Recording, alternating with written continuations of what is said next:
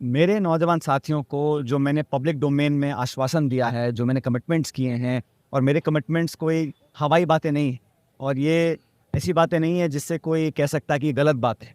तो मैंने कहा ना, कांग्रेस पार्टी हमेशा करप्शन के खिलाफ रही, कांग्रेस पार्टी हमेशा नौजवानों के पक्ष में रही है। तो उनको न्याय दिलाना और भाजपा सरकार में जो करप्शन हुआ उस पर जांच बैठाना, मैं समझता हूँ ये अति अनिवार्य है। इस पर कोई कॉम्प्रोमाइज़, आप सभी जानते हैं कि कांग्रेस पार्टी और कांग्रेस का शीर्ष नेतृत्व और राहुल गांधी जी, हम सब इस बात को कई बार दोहरा चुके हैं कि करप्शन को लेके हमारी ज़ीरो टॉलरेंस है। किसी भी कीमत पर भ्रष्टाचार को हम लोग स्वीकार नहीं कर सकते। और कांग्रेस ही वो पार्टी है जिसने हमेशा नौजवानों को प्रोत्साहित किया है, राजनीति में बाकी क्षेत्रों में उनको आगे आने का मौका दिया है। तो नौजवानों के साथ अगर कहीं गलत होता है या कहीं उनके साथ नाइंसाफ़ी होती है, तो मैं समझता हूँ पार्टी हमेशा उसके खिलाफ रही है। भ्रष्टाचार और नौजवानों के भविष्य, इन दो मुद्दों पर किसी प्रकार का कोई समझौता कोई करे या मैं समझौता करूं, ये संभव नहीं है।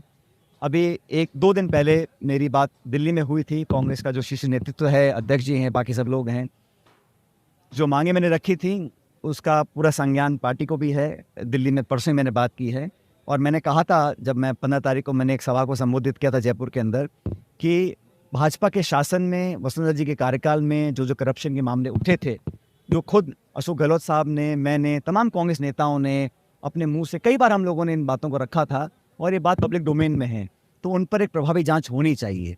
और जहाँ तक राजस्थान पब्लिक सर्विस कमीशन है, वहाँ पर काफ़ी पद खाली पड़े हैं, और कुछ नियुक्तियाँ ऐसी हैं जो मैं समझता हूँ बेहतर हो सकती हैं। इसलिए उसका मूल चूक उसमें परिवर्तन लाना, उसकी फंक्शनिंग में, उनकी नियुक्तियों में मापदंड तय हो, और जो हमारे लाखों लाख बच्चे जो बड़ी मुश्किल से शहरों में जाकर मकान और कमरे किराए पे लेते हैं, कोचिंग और ट्यूशन में पैसा खर्च करते हैं, साल 2 साल मेहनत करते हैं, उसके बाद अगर उनके साथ धोखा हो जाता है, तो उन लोगों के पास कुछ लोग ओवर एज हो जाते हैं, कुछ के घर परिवार वालों को आर्थिक बहुत दिक्कतें आती हैं, तो उन लोगों की आर्थिक मदद हम लोग करें। मैं समझता हूँ ये मैंने मुद्दा उठाया था, और मैं समझता हूँ इस मुद्दे पर कार्रवाई सरकार करेगी।